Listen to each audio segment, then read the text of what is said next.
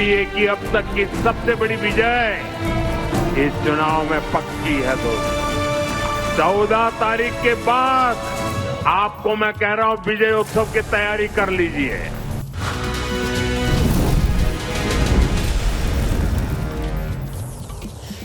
चौहत्तर साल के नीतीश कुमार फिर से बनेंगे मुख्यमंत्री। अभी तक का जो आंकड़ा सामने आया है उसमें कोई किंतु परंतु बाकी नहीं रह गया। आकाशवाणी हम नीतीश जी का विकास है, डबल इंजन का विकास है, इसी का नतीजा है। अभी आने वाला समय देखिएगा जो सब फिर से नीतीश 9% जो महिला घर छोड़ के बाहर नहीं निकलती थी, आजादी के बाद पहली बार बिहार में 67% पोलिंग हुआ। आज नीतीश जी का विकास है, अमन चैन डर भय जो भाग गया, इसी का नतीजा है कि नीतीश जी का इतना बहुमत से सरकार बन रहा है। नीतीश कुमार की बहुमत से सरकार बन रही है। लेकिन बड़ी खबर इस वक्त की आपको दे दें, 197 के साथ एनडीए लगातार बहुत बड़ी बढ़त के साथ, और अब इन आंकड़ों में कोई बहुत बड़ा फेरबदल नहीं होगा। इसमें प्लस माइनस आप 5-6 सीटों का जरूर देख सकते हैं, लेकिन अब बहुत बड़ी तब्दीली हो जाएगी ऐसा नजर नहीं आता है। रोहित कुछ टिप्पणी करना चाह रहे हैं। 4 राउंड के बाद तेजस्वी यादव राघोपुर में 3000 वोट से पीछे, 3016 वोट से पीछे। 4 राउंड के बाद तेजस्वी यादव राघोपुर से पीछे, तो तेज प्रताप यादव अपनी सीट से पीछे इस वक्त चल रहे हैं। कुल मिलाकर लालू प्रसाद यादव के दोनों ही बेटों के लिए अच्छी खबर सामने नहीं आ रही है।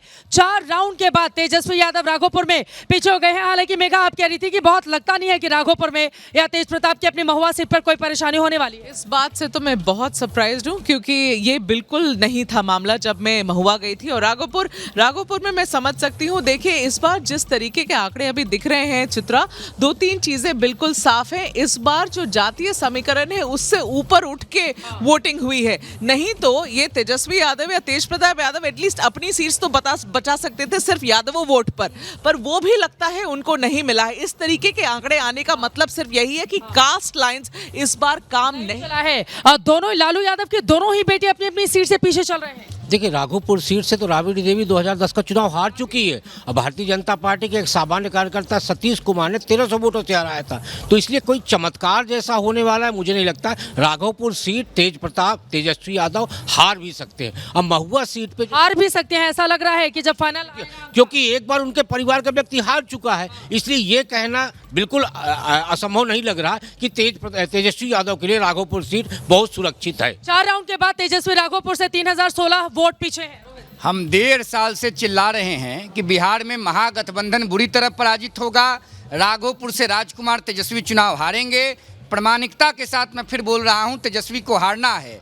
रावण और बाली दोनों घर में लड़े थे, दोनों का क्या हाल हुआ था? हारना सुनिश्चित है। तेजस्वी यादव को बिहार की जनता ने राज्य के सीएम इन वेटिंग के कैंडिडेट के रूप में तो रिजेक्ट किया ही, राघोपुर के विधायक के रूप में भी रिजेक्ट किया। जब राघोपुर बाढ़ से दह रहा था तो ये अपनी धर्मपत्नी और परिवार के लोगों के साथ नीतीश कुमार जी और मोदी जी के बनाए हुए पुल पर रील बना रहे थे, नाच रहे थे। ऐसे गैर जिम्मेवार जनप्रतिनिधि को बिहार जैसा जिम्मेवार प्रदेश जनप्रतिनिधि के रूप में नहीं स्वीकार कर सकता। आप कह रहे हैं कि स्वीकार नहीं करेगा। 4 राउंड के बाद तेजस्वी राघोपुर में 3016 वोट से इस वक्त पीछे चल रहे हैं, और जेडीयू का स्ट्राइक रेट 78% का 78%, और बीजेपी का स्ट्राइक रेट 82% का।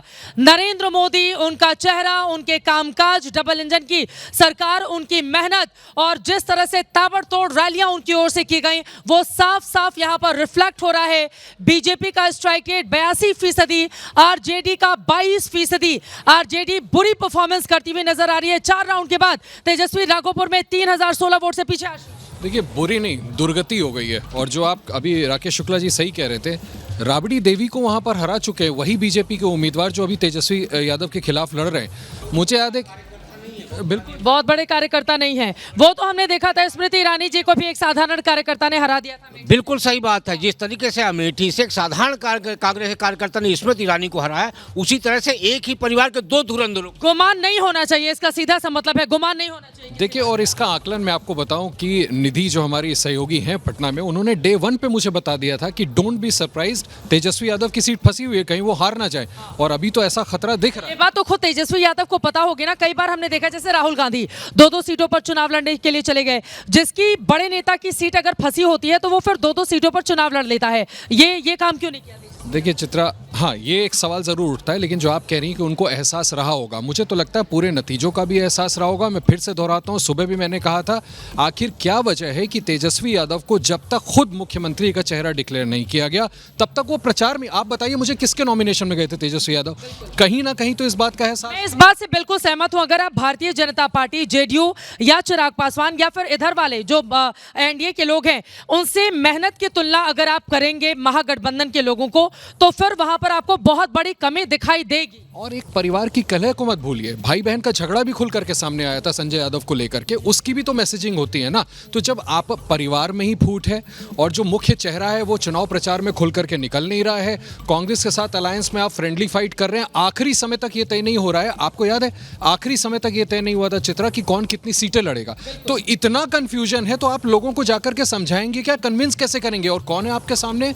नीतीश कुमार, नरेंद्र मोदी, अमित शाह, प्राइम मिनिस्टर मोदी किस तरह से लोगों को कन्विंस करते हैं, ये क्या कोई बात छुपी हुई है आप लोगों से? बिल्कुल सही बात है। और हमने देखा था आखिरी तक वो पूरा जोर कैसे लगाते हैं, चाहे रैली हो, रोड शो हो, गमछा लहराना हो, जो मिथिलांचल की पेंटिंग हो उसको लेकर अपनी बात कहना हो, छठ पूजा को लेकर एक गैर जिम्मेदाराना बयान राहुल गांधी की ओर से दिया गया था, उसको बीजेपी ने मुद्दा बनाया और उस मुद्दे ने भी क्या ध्रुव काम कर दिया है भारतीय जनता पार्टी गठबंधन। ये भारतीय जनता पार्टी का जो भी ये कार्यकर्ता होता है, काडर होता है, ये बड़ा ही डिसिप्लिन्ड होता है। इनका एक सेट प्रोसेस होता है कि ईट स्लीप रिपीट, खाना खाओ, सो, सुबह उठो, वही काम करो। वो लोग जाएंगे, वो मतलब कैंपेनिंग करेंगे, अलग अलग विधानसभा जाएंगे, अलग अलग स्टेट से लोग आते हैं वहाँ पर कैंपेनिंग करने। मैं काफ़ी लोगों को एमपी से जानता हूँ जो एमपी से बिहार में कैंपेनिंग करने आए थे, और ऐसा नहीं है कि कोई उनको कैंडिडेट से प्यार था, बट बस पार्टी ने बोला है आना है, रहना है, काम करना है। ये चीज़ें हमको आरजेडी या कांग्रेस, ये सब चीज़ें बहुत कम दिखती हैं। तो मैं बोलूँगा कि डेफिनेटली आरजेडी यहाँ से हार ही रहा। वो दौर चला गया। दर्शकों को ये भी बताते चले कि आप कितना भी ईवीएम पर ठीकरा फोड़े, कितना भी चुनाव आयोग को ठीकरे पर अब ये कहें कि नहीं चुनाव आयोग यहाँ पर पारदर्शिता नहीं बरत रहा है, लेकिन ये बात बिल्कुल सच है कि आपको मेहनत करनी होगी।